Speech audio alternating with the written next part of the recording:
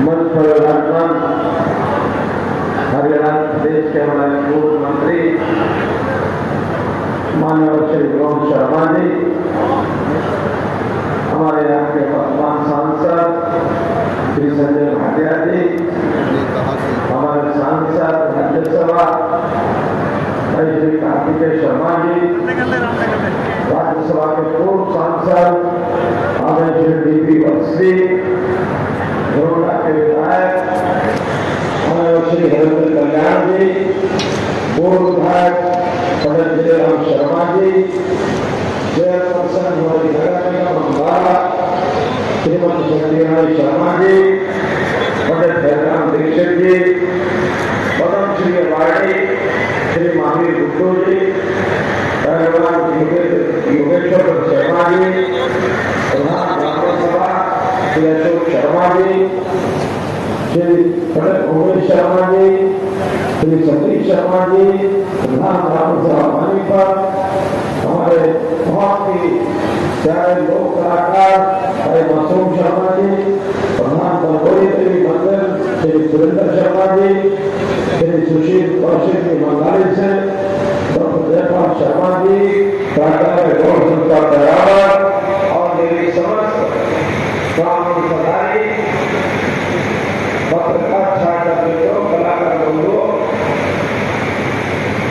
आज बड़ी संख्या में अपने समाज में आकर के और जिस प्रकार मेरा उत्साह बढ़ाया है, संयोग से आज मेरा जन्मदिन है। साल में एक बार जन्मदिन तो सबके आता है, तो 5 मई को आप सबने आकर जिस प्रकार से भी आशीर्वाद दिया, शुभकामनाएं दी, निश्चित रूप से मेरे भी ताकत साथ और उत्साह बढ़ा है। मैं और नए उत्साह के साथ अपने समाज का, अपने देश का, अपने परिवार का मन लगाकर पूरी सेवा करने का संकल्प लेता हूँ और आपकी अपेक्षा उसके पूरा करूंगा। मैं कहीं भी आपको निराश नहीं करूंगा। और बहनों, संयोग से जैसा पता है कि अभी चुनाव का ये कुंभ, चुनाव का ये महापर्व, लोकतंत्र का चुनाव दुनिया का सबसे बड़ा पर्व ये भारत देश में चल रहा है। इस देश की सांसद 542 सदस्यों से बढ़ती है, उसमें से हरियाणा के 10 सांसद आने वाले हैं लोकसभा में और एक अपनी जो तमाम लोकसभा है जिसके अंदर पार्टी ने मुझे और उम्मीदवार के रूप में यहाँ भेजा है। मैं सबसे पहले तो इतना स्पष्ट करना चाहता हूँ कि जब भी कभी पहले समय हुई है उसमें मुझे कभी मुख्यमंत्री इस नाते से आपको आया हूँ तो हर बार कुछ न कुछ अपेक्षा होती रही है और कुछ मिशन देख के आया हूँ, चाहे घोषणा करनी हो, चाहे उद्घाटन करना हो, शिलान्यास करना हो। पिछली बार भी भगवान परशुराम महाकुंभ का काल में हुआ, कुछ बातें सामने रखी गई और उन्हें वो सब बातें प्राय पूर्ण हो गई है। एक आध चीज ऐसी जो प्रोसेस में चल रही है, चाहे वो करावट की जमीन होगी, चाहे वो अन्य जितने भी काम करताल के कुछ विषय रखे गए थे, भगवान परशुराम के नाम से कुछ चीजें आई थी, वो ऐसा हमने कर दी है। लेकिन भाई बहनों, आज मैं इस प्रकार से देने के लिए तो नहीं कुछ आया हूँ, हाँ कुछ लेने के लिए जरूर खड़ा हूँ। आज आपसे कुछ लेने की बात करूँगा, करूँगा। आज कोई मुझे मुख्यमंत्री कहते हैं, कोई पूर्व मुख्यमंत्री कहते हैं, कोई अभूतपूर्व मुख्यमंत्री कहते हैं। तो भाई बहनों, मैं तो सिर्फ मनोहर लाल, आपका भाई मनोहर लाल हमेशा आपके साथ खड़ा रहूंगा। कोई जिम्मेवारी नहीं करता हूँ। मैं तो इतनी बात कहूंगा कि भगवान परशुराम जी जिस समय में हुए, उस समय जो समाज की स्थिति थी, उस न्याय अन्याय की लड़ाई को लड़ने के लिए, उस ज्ञान के भंडार के रास्ते से भगवान परशुराम जी शास्त्र और शस्त्र दोनों का उपयोग करते थे कि समाज में एक अच्छी दिशा तय की जाए। ऐसा विष्णु पुराण में आता है कि भगवान परशुराम जी का बचपन का नाम राम था। ऐसा कहते हैं भगवान शिव ने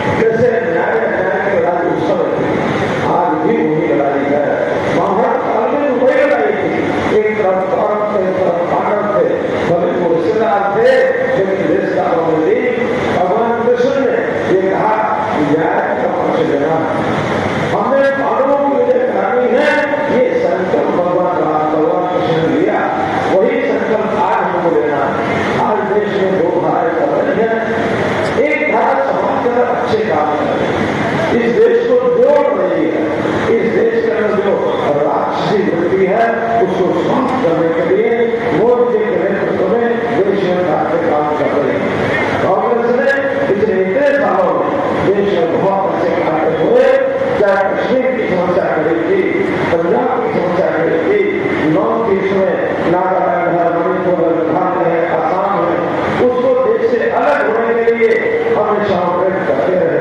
नक्सलवाद बिहार से लेकर के और नीचे तमिलनाडु केरल तक देश के दो हिस्से करने का एक षड्यंत्र चलता था।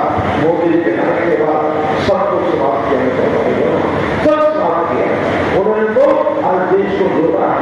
नक्सलवादियों ने अपने जो शस्त्र है वो आत्मसमर्पण कर दिए। नॉर्थ ईस्ट के सब प्रदेश राष्ट्रभक्ति राष्ट्रवाद को लेकर के और देश के मुख्य धारा में आ गए। कश्मीर की 370 होने के बाद आज कश्मीर वैसा ही प्रदेश है जैसा प्रदेश आंध्र हरियाणा है, उत्तर प्रदेश है, मध्य प्रदेश है, राजस्थान गुजरात है, ऐसा ही देश जम्मू कश्मीर भी है। आज जम्मू कश्मीर से पूरे कश्मीरी पंडित वहां से प्लान करके आता था।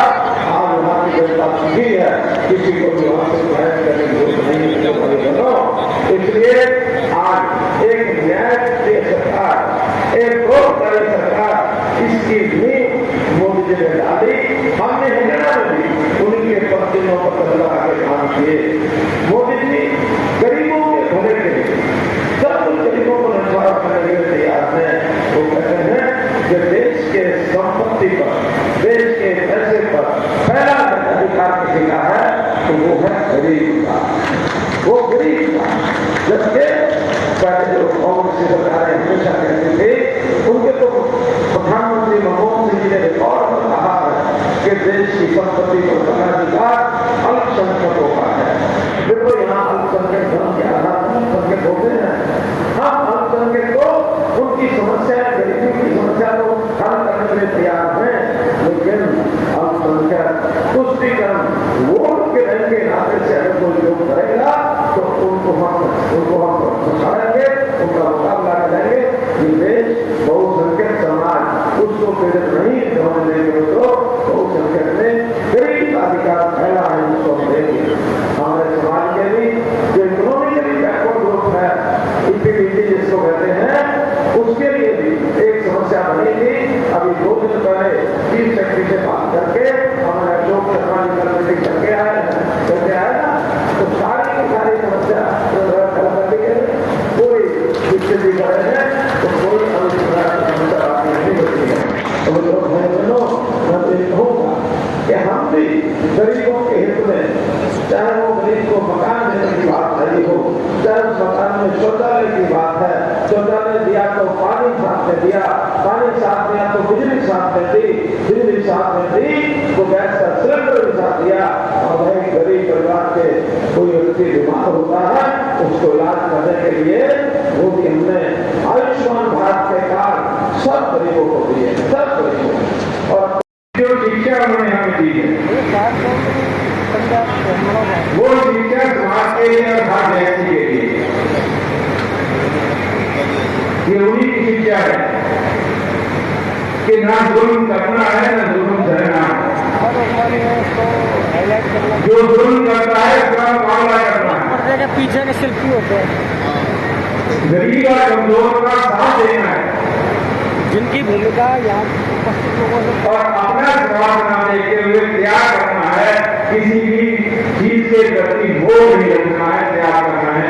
ये उनकी शिक्षा है और इसी शिक्षा को लेकर हम आगे बढ़ना चाहते हैं। इसी शिक्षा का अनुसरण करते हुए जो रास्ता उन्होंने प्रचलित किया है, उस रास्ते पर चलते हुए हम सबको साथ लेकर चलना चाहते हैं। हमारे समाज में समाज लेना नहीं होता, समाज सब समाजों के साथ मिलकर बनता है।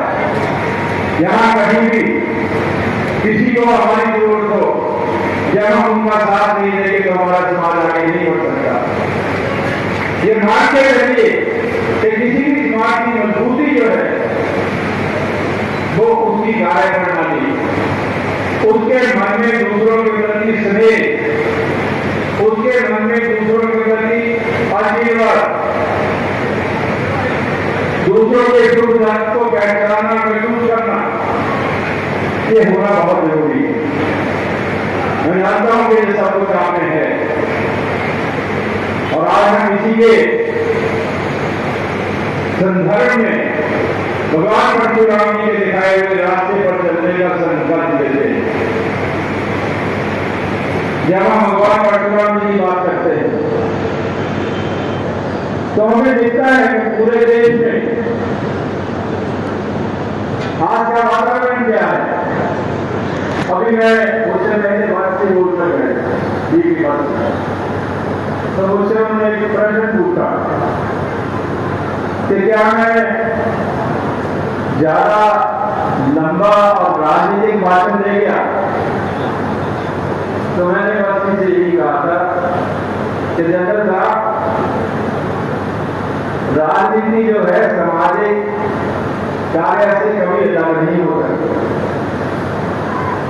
आपने अगर राजनीतिक भाषण न दिया होगा तो ये भाषण ही नहीं था।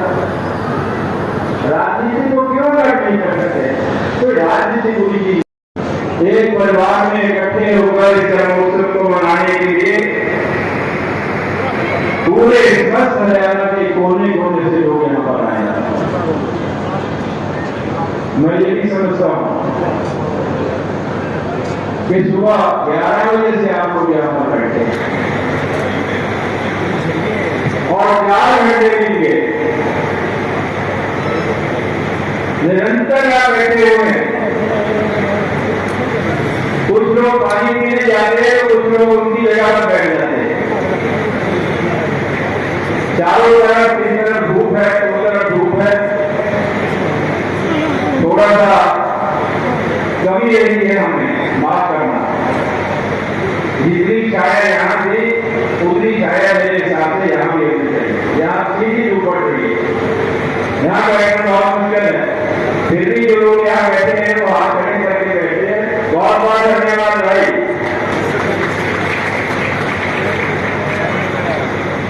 लंबा समय नहीं हुआ, भगवान परशुराम जी के जन्मोत्सव पर 3 नारे मेरे साथ लगाइए। 3 वाले नाम। भगवान परशुराम जी की, भगवान परशुराम जी की, भगवान परशुराम जी की। धन्यवाद। माननीय मनोहर लाल जी का अब कुछ लोग जन्मदिन की बधाई देता हूं।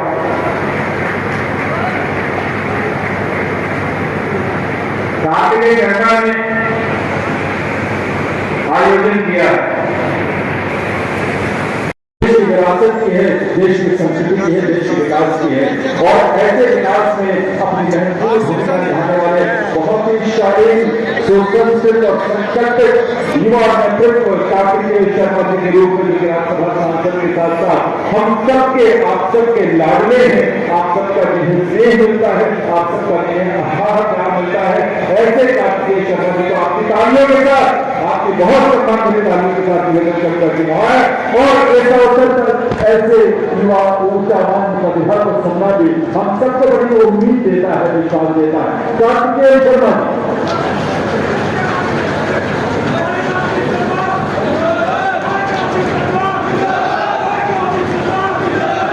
सबसे पहले बोलिए भगवान परशुराम जी की, भगवान परशुराम जी की, भगवान परशुराम जी की। मैं हरियाणा के विकास पुरुष और पूर्व मुख्यमंत्री श्री मनोहर लाल जी का करण की धरती करनाल पर आयोजित भव्य कार्यक्रम में तहे दिल से बहुत बहुत स्वागत करता हूं। और साथ में बैठे मेरे प्रेरणा पुत्र मेरे पिताजी श्री विनोद शर्मा जी, उनका भी मैं बहुत बहुत स्वागत करता हूं, जिन्होंने हर मोड़ पर आपकी लड़ाई लड़ने का काम किया, आपके लिए लड़ने का काम किया है। मेरी माता श्री शक्ति रानी शर्मा जी, जिन्होंने अभी तक पिछले कई 30 साल में इतना काम किया है माता की जनता का कि उनका आशीर्वाद और प्यार सदैव हमेशा हमें साथ रहता है। साथ ही उपस्थित मंच पर जो जितने भी गणमान्य व्यक्ति हैं, श्री टी.टी. एसएमसी हरिवंश कल्याण जी, मेरे बड़े भाई संजय भाटिया जी, शशिकांत जी, महावीर गुड्डू जी, योगेश्वर दत्त जी, मासूम शर्मा जी, जय भगवान चेयरमैन जी, जिलेराम चोपड़ा जी, शर्मा जी, सीएम शुक्ला जी, सुरेंद्र शर्मा बड़ोदा जी, अशोक शर्मा जी,